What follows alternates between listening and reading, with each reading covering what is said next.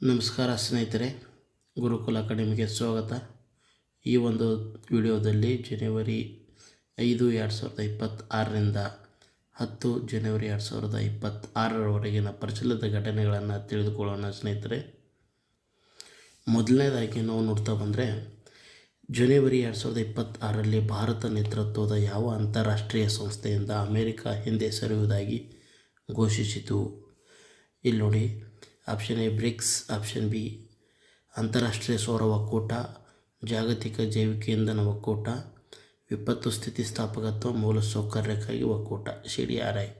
ಇಲ್ಲಿ ನೋಡಿ ಸ್ನೇಹಿತರೆ, ಆಪ್ಷನ್ ಬಿ ಅಂತಾರಾಷ್ಟ್ರೀಯ ಸೌರ ಒಕ್ಕೂಟ ಏನೈತಿಲ್ಲ, ಇದರಿಂದ ಏನಪ್ಪ ಅಂದ್ರೆ ಅಮೆರಿಕ ಹಿಂದೆ ಸರಿಯುವುದಾಗಿ ಘೋಷಿಸಿದೆ. ಜನವರಿ 2026ರ ಆರಂಭದಲ್ಲಿ ಗುರುಗ್ರಹದ ಚಂದ್ರನಾದ ಯುರೋಪಾದಲ್ಲಿ ರೋವರನ್ನು ಯಶಸ್ವಿಯಾಗಿ ಇಳಿಸಿದ ಬಾಹ್ಯಾಕಾಶ ಸಂಸ್ಥೆ ಯಾವುದು? Option A ISRO, ESA, NASA, ಜಾಕ್ಸಾ. ಇಲ್ಲಿ ನೋಡಿ ಸ್ನೇಹಿತರೆ, ನಾಸಾ ಏನಪ್ಪ ಅಂದ್ರೆ ಗುರುಗ್ರಹದ ಚಂದ್ರನಾಗಿರೋ ಯುರೋಪಾದಲ್ಲಿ ರೋವರನ್ನು ಯಶಸ್ವಿಯಾಗಿ ಇಳಿತಿರ್ತಕ್ಕಂಥ ಸಂಸ್ಥೆ ಬಾಹ್ಯಾಕಾಶ ಸಂಸ್ಥೆ ಯಾವುದಂದರೆ ನಾಸಾ. ಜನವರಿ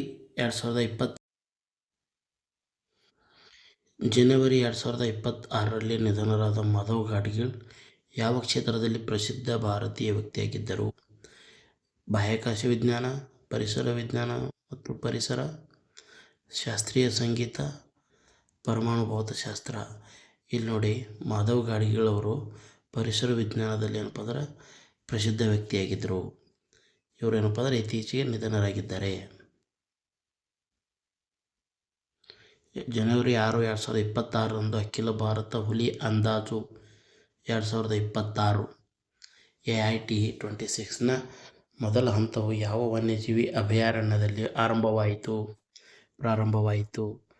ಇಲ್ಲಿ ಏನಪ್ಪ ಅಂದ್ರೆ ಥೈಪೆರಿಯಾರ್ ವನ್ಯಜೀವಿ ಅಭಯಾರಣ್ಯದಲ್ಲಿ ಏನಪ್ಪ ಅಂದ್ರೆ AIT 2026ರ ಮೊದಲ ಹಂತ ಪ್ರಾರಂಭಿಸಲಾಗಿದೆ ಸ್ನೇಹಿತರೆ. ಇತ್ತೀಚೆಗೆ ಭಾರತ ರಾಷ್ಟ್ರಪತಿಗಳು ಆಯೋಜಿಸಿದ್ದ skilling for AI readiness SOAR ಕಾರ್ಯಕ್ರಮವು ಯಾವ ಸಚಿವಾಲಯದ ಉಪಕ್ರಮವಾಗಿದೆ?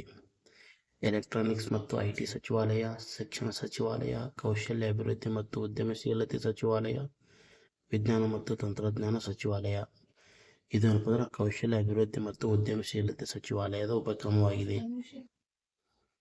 ಜನವರಿ 2026ರಲ್ಲಿ ಯಾವ ರಾಜ್ಯವು ಇತ್ತೀಚೆಗೆ ಕೃತಕ ಬುದ್ಧಿಮತ್ತೆ ಮತ್ತು ಯಂತ್ರ ಕಲಿಕೆ AI/ML ನೀತಿಯನ್ನು ಅನುಮೋದಿಸಿದೆ? ಗುಜರಾತ್, ಕರ್ನಾಟಕ, ರಾಜಸ್ಥಾನ್, ತೆಲಂಗಾಣ.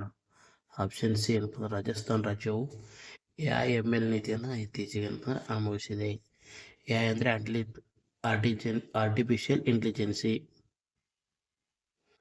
ಮಷಿನ್ ಲರ್ನಿಂಗ್ ನೀತಿಯನ್ನು ಅನುಮೋದಿಸಿರ್ತಕ್ಕಂಥ ರಾಜ್ಯ ರಾಜಸ್ಥಾನ್. ಕರ್ನಾಟಕದಲ್ಲಿ ಅತಿ ಹೆಚ್ಚು ಕಾಲ ಮುಖ್ಯಮಂತ್ರಿಯಾಗಿ ಸೇವೆ ಸಲ್ಲಿಸಿದವರು ಯಾರು? BS Yediyurappa, SM Krishna, Shri Siddaramaiah, Shri D Devaraj Aras. ಇಲ್ಲಿ ನೋಡಿ, ಇತ್ತೀಚೆಗೆ ಏನಪ್ಪ ಅಂದ್ರೆ ಸಿದ್ದರಾಮಯ್ಯ ಅವರು ಅತಿ ಹೆಚ್ಚು ಕಾಲ ಮುಖ್ಯಮಂತ್ರಿಯಾಗಿ ಸೇವೆ ಸಲ್ಲಿಸಿದವರಾಗಿದ್ದಾರೆ. ಈ ಹಿಂದಿನ ದಾಖಲೆ ಏನಪ್ಪ ಅಂದ್ರೆ D ದೇವರಾಜ್ ಅರಸರವರದಾಗಿತ್ತು. ಅವರ ದಾಖಲೆಯನ್ನು ಸಿದ್ದರಾಮಯ್ಯ ಅವರು ಹೆಚ್ಚಿನ ಅವಧಿಗೆ ಮುಖ್ಯಮಂತ್ರಿಯಾಗಿ ಸೇವೆ ಸಲ್ಲಿಸಿದವರಾಗಿದ್ದಾರೆ. ಅವರೇನಪ್ಪ ಅಂದ್ರೆ 7 ವರ್ಷ 239 ದಿನಗಳು ದೇವರಾಜ್ ಅರಸರವರು ಮುಖ್ಯಮಂತ್ರಿಗಳಾಗಿದ್ದರು. ಇವರೇನಪ್ಪ ಅವ್ರಿಗಿಂತ ಹೆಚ್ಚಿನ ಅವಧಿ ಮುಖ್ಯಮಂತ್ರಿ ಆಗಿದ್ದಾರೆ. ಜನವರಿ 7, 2026ರಂದು ಸಿದ್ದರಾಮಯ್ಯ ಅವರು 7 ವರ್ಷ 240 ದಿನಗಳನ್ನು ಅಧಿಕಾರಾವಧಿಯಲ್ಲಿ ಪೂರ್ಣಗೊಳಿಸಿದರು. ಇದು D ದೇವರಾಜ್ ಅರಸ್ ಅವರ 46 ವರ್ಷಗಳ ಹಳೆಯ ದಾಖಲೆಯನ್ನು ಮೀರಿಸಿತು. ಅವರು ಏನಪ್ಪ ಅಂದ್ರೆ 7 ವರ್ಷ 239 ದಿನಗಳು ಆಗಿದ್ದರು ಅವರು. ಜನವರಿ 2026ರ ದಾಳಿ ಮತ್ತು ವೆನಿಜುವೆಲಾದ ನಾಯಕನ ಸೆರೆ ಹಿಡಿಯುವಿಕೆಗೆ ಯುನೈಟೆಡ್ ಸ್ಟೇಟ್ಸ್ ಯಾವ ಮಿಲಿಟರಿ ಕಾರ್ಯಾಚರಣೆಯ ಹೆಸರನ್ನು ಬಳಸಿತು? Operation just cause 2.0, operation resolve, operation Caribbean liberty, operation Orinoco shield. ಇಲ್ಲಿ ಆಪ್ಷನ್ ಬಿ ಆಪರೇಷನ್ ರಿಸಾಲ್ವ್ ಏನಪ್ಪ ಅಂದ್ರೆ ವೆನಿಜುವೆಲಾದ ನಾಯಕನ ಸೆರೆ ಹಿಡಿಯುವಿಕೆಗೆ ಯುನೈಟೆಡ್ ಸ್ಟೇಟ್ಸ್ ಏನಪ್ಪ ಇಟ್ಟಿರ್ತಕ್ಕಂಥ ಕಾರ್ಯಾಚರಣೆ ಹೆಸರಾಗಿದೆ ಸ್ನೇಹಿತರೆ. ಜನವರಿ 10, 2026ರಂದು ಉದ್ಘಾಟನೆಯಾದ ನವದೆಹಲಿ ವಿಶ್ವ ಪುಸ್ತಕ ಮೇಳದ 53ನೇ ಆವೃತ್ತಿಯ ವಿಷಯ ಯಾವುದು? ಇಲ್ಲಿ ಸಾಹಿತ್ಯದಲ್ಲಿ ಡಿಜಿಟಲ್ ಪರಿವರ್ತನೆ, ಭಾರತೀಯ ಮಿಲಿಟರಿ ಇತಿಹಾಸ, ಶೌರ್ಯ ಮತ್ತು ಬುದ್ಧಿವಂತಿಕೆ at 25, ಜಾಗತಿಕ ಶಾಂತಿ ಮತ್ತು ಸಾರ್ವತ್ರಿಕ ಸಾಹಿತ್ಯ, ಭಾರತೀಯ ಪ್ರಕಟಣೆ 100 ವರ್ಷಗಳನ್ನು ಆಚರಿಸುವುದು. ಇಲ್ಲಿ ಆಪ್ಷನ್ ಬಿ ಭಾರತೀಯ ಮಿಲಿಟರಿ ಇತಿಹಾಸ, ಶೌರ್ಯ ಮತ್ತು ಬುದ್ಧಿವಂತಿಕೆ at 75 ಆಗಿದೆ. ಜನವರಿ 2026ರಲ್ಲಿ ಭಾರತೀಯ ವಿದೇಶಾಂಗ ಸಚಿವರು ವಿಮರ್ ತ್ರಿಕೋನದೊಂದಿಗೆ ಮೊದಲ ನಿಶ್ಚಿತಾರ್ಥದಲ್ಲಿ ಸೇರಿಕೊಂಡರು. ಈ ರಾಜಕೀಯ ಗುಂಪನ್ನು ಯಾವ 3 ದೇಶಗಳು ರೂಪಿಸುತ್ತವೆ? ಇಲ್ಲಿ ಆಪ್ಷನ್ ಎ ಫ್ರಾನ್ಸ್, ಜರ್ಮನಿ ಮತ್ತು ಪೋಲೆಂಡ್ ಈ ದೇಶಗಳ ಈ ರಾಜಕೀಯ 3 ದೇಶಗಳ ಗುಂಪನ್ನು ವಿಮರ್ ಟ್ರಯಾಂಗಲ್ ಎನ್ನುವರು. ಸಾರ್ವಜನಿಕ ಹೂಡಿಕೆ ಮಂಡಳಿ ಇತ್ತೀಚೆಗೆ 26,070 ಕೋಟಿ ಮೌಲ್ಯದ ಕಮಲಾ ಜಲವಿದ್ಯುತ್ ಯೋಜನೆಯನ್ನು ಅನುಮೋದಿಸಿದೆ. ಇದು ಯಾವ ರಾಜ್ಯದಲ್ಲಿದೆ? ಅಸ್ಸಾಂ, ಮಣಿಪುರ, ಅರುಣಾಚಲ ಪ್ರದೇಶ, ಸಿಕ್ಕಿಂ. ಅರುಣಾಚಲ ಪ್ರದೇಶದಲ್ಲಿ ಕಮಲಾ ಜಲವಿದ್ಯುತ್ ಯೋಜನೆ ಇದೆ. ಪ್ರವಾಸಿ ಭಾರತೀಯ ದಿವಸ್ ಪ್ರತಿ ವರ್ಷ ಜನವರಿ 9ರಂದು ಆಚರಿಸಲಾಗುತ್ತದೆ. ಈ ದಿನವು ಯಾವುದನ್ನು ನೆನಪಿಸುತ್ತದೆ? ಕ್ವಿಟ್ ಇಂಡಿಯಾ ಚಳವಳಿಯ ಆರಂಭ, 1915ರಲ್ಲಿ ಮಹಾತ್ಮ ಗಾಂಧಿಯವರು ದಕ್ಷಿಣ ಆಫ್ರಿಕಾದಿಂದ ಭಾರತಕ್ಕೆ ಮರಳಿದರು, ಭಾರತೀಯ ಸಂವಿಧಾನದ ಅಂಗೀಕಾರ, ಸ್ವಾಮಿ ವಿವೇಕಾನಂದರ ಜನ್ಮ ದಿನಾಚರಣೆ.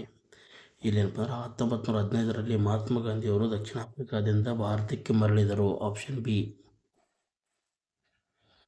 ಯಾವ ರಾಜ್ಯದ ನಗೌರಿ ಅಶ್ವಗಂಧ ಪ್ರಭೇದವು ಇತ್ತೀಚೆಗೆ ಭೌಗೋಳಿಕ ಸೂಚಕ GI ಟ್ಯಾಗ್ ಅನ್ನು ಪಡೆದುಕೊಂಡಿದೆ? ರಾಜಸ್ಥಾನ್, ಮಧ್ಯಪ್ರದೇಶ, ಗುಜರಾತ್, ಕರ್ನಾಟಕ.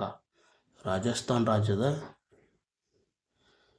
ನಗೌರಿ ಅಶ್ವಗಂಧ ಪ್ರಭೇದವು ಇತ್ತೀಚೆಗೆ GI ಟ್ಯಾಗ್ ಅನ್ನು ಪಡೆದುಕೊಂಡಿದೆ. ಕರ್ನಾಟಕ ಪ್ರವಾಸೋದ್ಯಮ ಇಲಾಖೆ ಇತ್ತೀಚೆಗೆ ನೀಲಿ ಧ್ವಜ ಪ್ರಮಾಣೀಕರಣಕ್ಕಾಗಿ 11 ಸಂಭಾವ್ಯ ಕಡಲ ತೀರಗಳನ್ನು ಗುರುತಿಸಿದೆ. ಈ ಕೆಳಗಿನವುಗಳಲ್ಲಿ ಯಾವುದು ಗುರುತಿಸಲ್ಪಟ್ಟ ಕಡಲ ತೀರಗಳಲ್ಲಿಲ್ಲ? ಸೋಮೇಶ್ವರ, ದಕ್ಷಿಣ ಕನ್ನಡ, ಪಡುಕೆರೆ, ಉಡುಪಿ, ಓಂ ಬೀಚ್, ಗೋಕರ್ಣ, ಅಪ್ಸರಕೊಂಡ, ಉತ್ತರ ಕನ್ನಡ. ಇಲ್ಲಿ ಆಪ್ಷನ್ ಸಿ ಓಂ ಬೀಚು ಈ ಒಂದು 11 ಸಂಭಾವ್ಯ ಕಡಲ ತೀರಗಳಲ್ಲಿ ಇಲ್ಲ. ಇವು 11 ಸಂಭಾವ್ಯ ಕಡಲ ತೀರಗಳು ಯಾವಪ್ಪ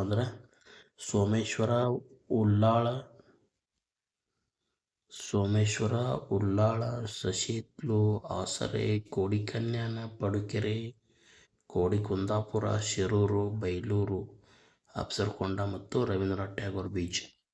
ಇವು 11 ಕಡಲ ತೀರಗಳನ್ನು ಗುರುತಿಸಲಾಗಿದೆ. 2026ರಲ್ಲಿ ಕೃಷ್ಣ ಹಾನಗಲ್ ರಾಷ್ಟ್ರೀಯ ಪ್ರಶಸ್ತಿಯನ್ನು ಯಾವ ಪ್ರಸಿದ್ಧ ಸಂಗೀತಗಾರರಿಗೆ ನೀಡಲಾಗುವುದು? Pandit Venkatesh Kumar, Praveen Godkhindi, doctor L Subramaniam, Shrimati MS Sheela. ಇಲ್ಲಿ ಆಪ್ಷನ್ ಬಿ ಪಂಡಿತ್ ಪ್ರವೀಣ್ ಗೋಡ್ಖಿಂಡಿ ಅವರಿಗೆ 2026ರಲ್ಲಿ ಕೃಷ್ಣ ಹಾನಗಲ್ ರಾಷ್ಟ್ರೀಯ ಪ್ರಶಸ್ತಿಯನ್ನು ನೀಡಲಾಗುವುದು. ಇಲ್ಲಿವರೆಗೆ ಜನವರಿ 10ರವರೆಗಿನ ಪ್ರಚಲಿತ ಘಟನೆಗಳನ್ನು ತಿಳ್ಕೊಂಡಿವಿ ಸ್ನೇಹಿತರೆ. ಮತ್ತೆ ನಾವು ಮುಂದಿನ ವಿಡಿಯೋದಲ್ಲಿ ಸಿಗ್ತೀವಿ. ನಮ್ಮ ವಿಡಿಯೋ ಇಷ್ಟವಾದರೆ ಲೈಕ್ ಮಾಡಿ, ಶೇರ್ ಮಾಡಿ, ಸಬ್ಸ್ಕ್ರೈಬ್ ಮಾಡಿ ಅಂತ ಹೇಳುತ್ತಾ ಧನ್ಯವಾದಗಳು.